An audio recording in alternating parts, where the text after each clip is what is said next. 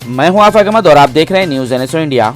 देश के 5 राज्यों में चुनाव खत्म हुआ। बीजेपी ने अपने मजबूत प्रचार से चारों राज्य में अपना झंडा गाड़ दिया है और कांग्रेस जो राष्ट्रीय पार्टी थी इसने अपना घर तक के खो दिया है। मगर कांग्रेस के कुछ कार्यकर्ता आज इस हार से अपने आप को मजबूत करने का बेड़ा उठा लिया है। मुंबई कार्यकर्ताओं के टूटते हुए हौसले को मजबूत करने के लिए इमरान प्रतापगढ़ी को मुंबई का दौरा कराया जा रहा है। बांद्रा के रंग शारदा में इनका इस तरह शानदार स्वागत किया गया कि कार्यकर्ताओं का हुजूम समुंदर की तरह उमड़ता हुआ दिखाई दे रहा है। मुंबई एयरपोर्ट से लेकर बांद्रा के रंग शारदा तक लोगों ने, कार्यकर्ताओं ने जगह जगह पर, सड़कों पर इमरान प्रतापगढ़ी पर फूलों की बारिश की और उन्हें फूलों का हार भी पहनाया।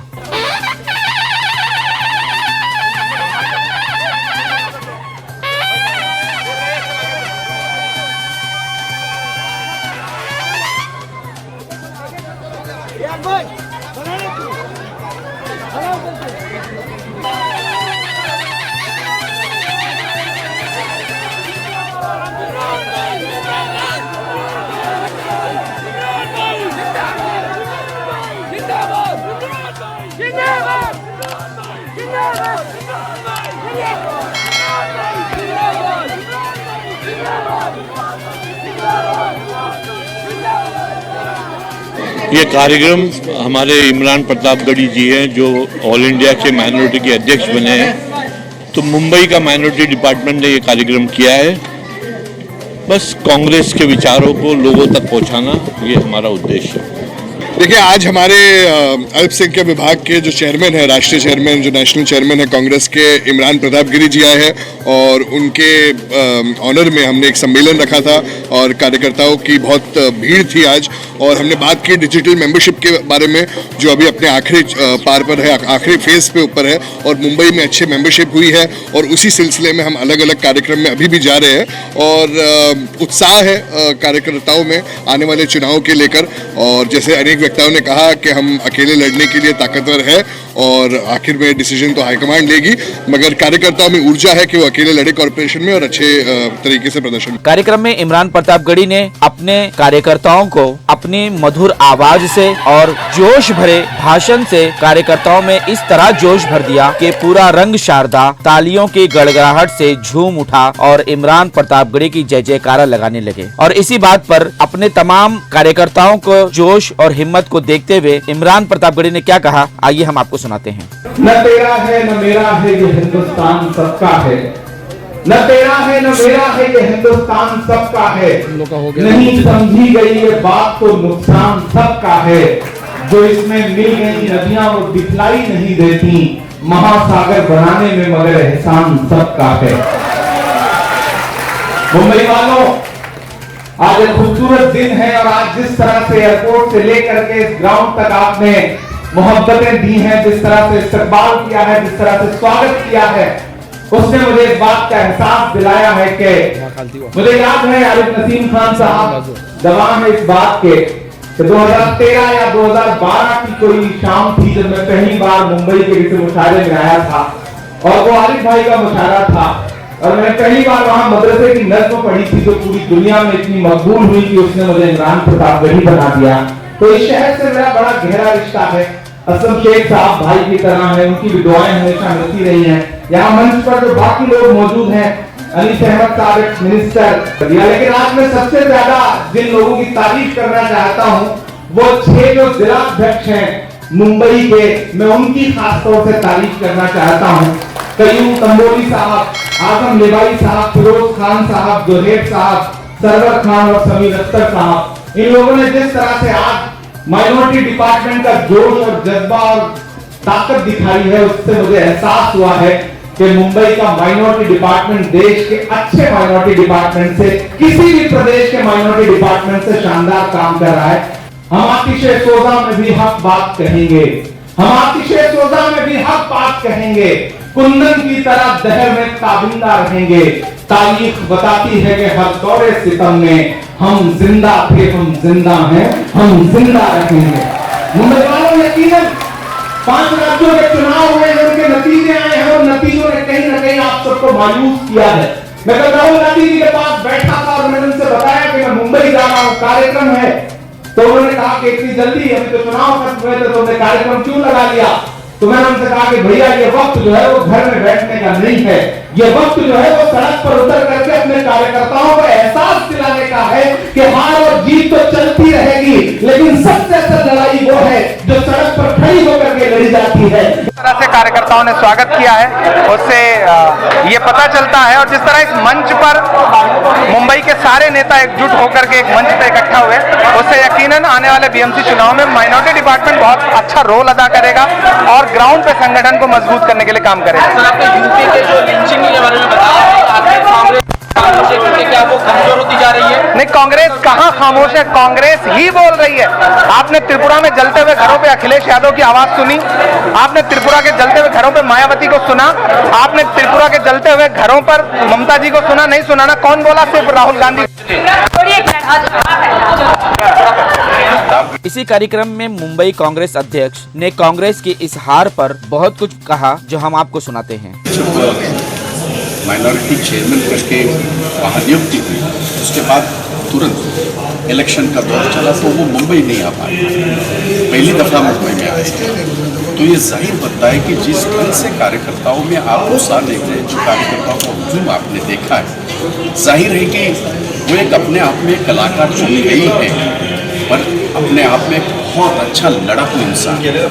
और हमें खुशी है इस बात की, जो आज माइनॉरिटी डिपार्टमेंट के जरिए काम जो हो रहा है, या ये जो आज जलसा हो रहा है जिसको आपने भी देखा है, तो मैं बहुत बहुत बधाई देता हूँ अहमद खान और उसकी सारी टीम को, मुंबई की सारी टीम को, और अहमद खान साहब जो मुंबई के प्रभारी है, महाराष्ट्र के प्रभारी है, उन दोनों को मैं बहुत बहुत मुबारकबाद देता हूँ। और आपने ये कहा कि इसकी ज़रूरत है, ऐसा है कि आज जो हालात देश में हैं और जिस तरह से माइनॉरिटी को प्रताड़ित किया जा रहा है, माइनॉरिटी को एक टारगेट किया जा रहा है, और ये अपने इसमें है, सत्ता के नशे में है कि कोई इसका सवाल नहीं पूछे।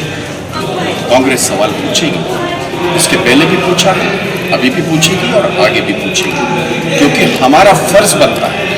हमने ये नहीं देखा कि आजू बाजू में कौन है, माइनॉरिटी है, मेजॉरिटी है, हमने ये जरूर देखा क्योंकि डॉक्टर बाबा साहब अम्बेडकर का संविधान हमें इजाज़त नहीं देता, हमें वो यही सिखाता है कि इंसान है, इंसान की तरह उसके अपने मसले हैं, मसाइल हैं, उसको हम लोग जस्टिफाई करने की, उसको हम ये करने की कोशिश कर रहे हैं, जितने भी मसाइल है उसको छुड़ाने की और उसमें न्याय देने का होगा।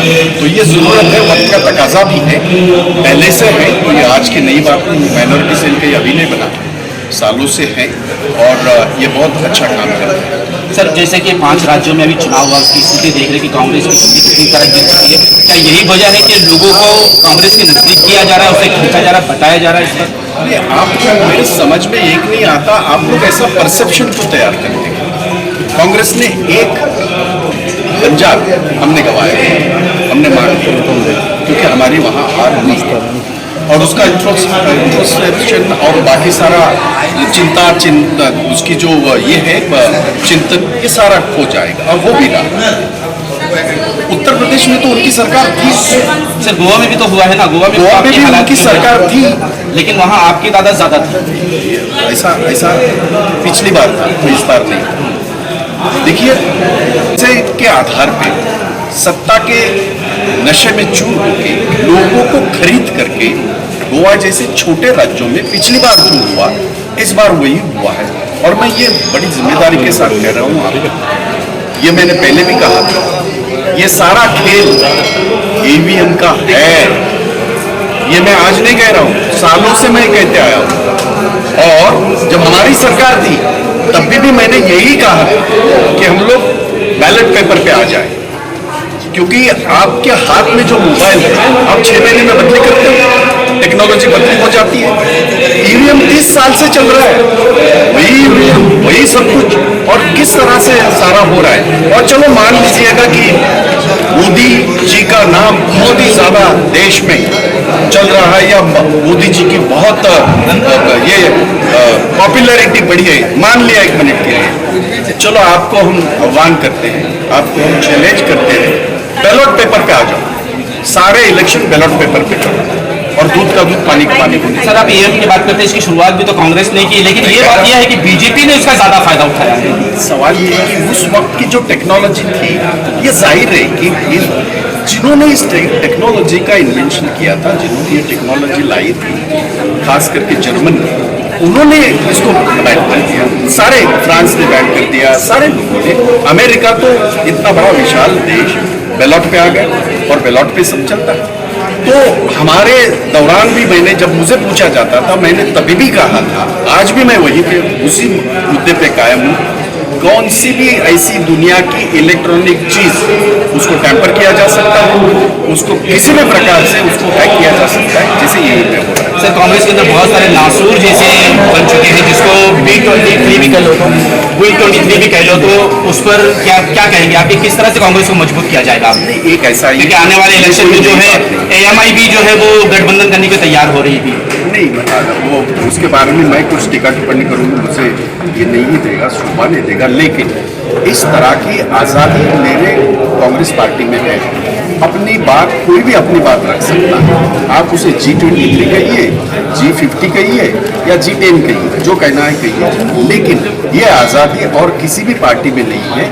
यही खासियत है हमारे कॉन्स्टिट्यूशन की, यही खासियत है कांग्रेस की, जो हमारा संविधान है उसकी। भाषण और राशन का मामला तो चलता ही रहेगा, लेकिन कांग्रेस अपनी जो अस्तित्व खोती जा रही है, क्या ये अपने अस्तित्व को वापस लाने में कामयाब हो पाएगी या नहीं हो पाएगी, ये तो आने वाले वक्त में ही पता चलेगा। रंग शारदा से मुझे और मेरी टीम को दीजिए इजाजत, और देश भर की खबरों के लिए देखते रहें न्यूज़ NSO इंडिया।